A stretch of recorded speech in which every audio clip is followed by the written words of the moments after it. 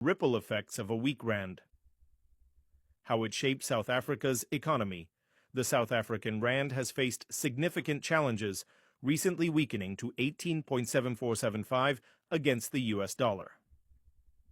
While currency fluctuations may seem like distant financial data, they have a direct impact on everyday life, from rising grocery bills to increased business costs. How does a weak rand ripple through South Africa's economy, and what does it mean for consumers, businesses, and the broader economic landscape?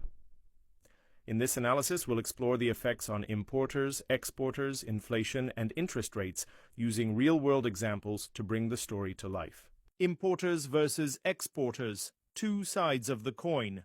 One of the most immediate impacts of a weakening rand is felt by importers. South Africa relies heavily on imported goods, including fuel, machinery, electronics, and food products.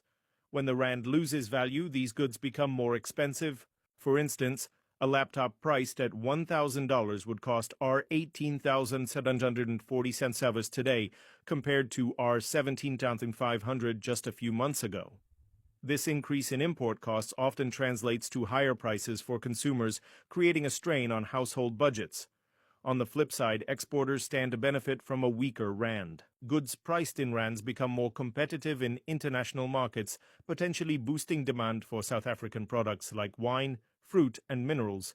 For example, a bottle of South African wine priced at R100 becomes relatively cheaper for a buyer in Europe when the rand weakens.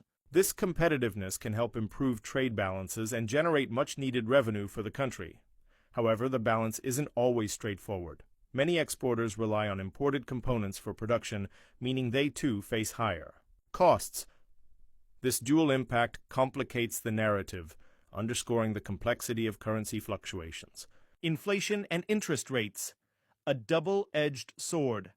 A weak rand contributes to rising inflation as higher import costs drive up the prices of goods and services.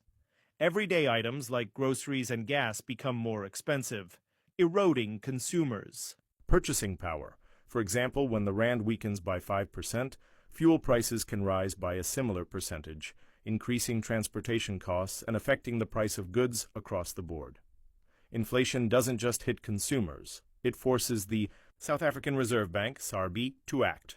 To combat inflation, the SARB may raise interest rates, making borrowing more expensive for businesses and households.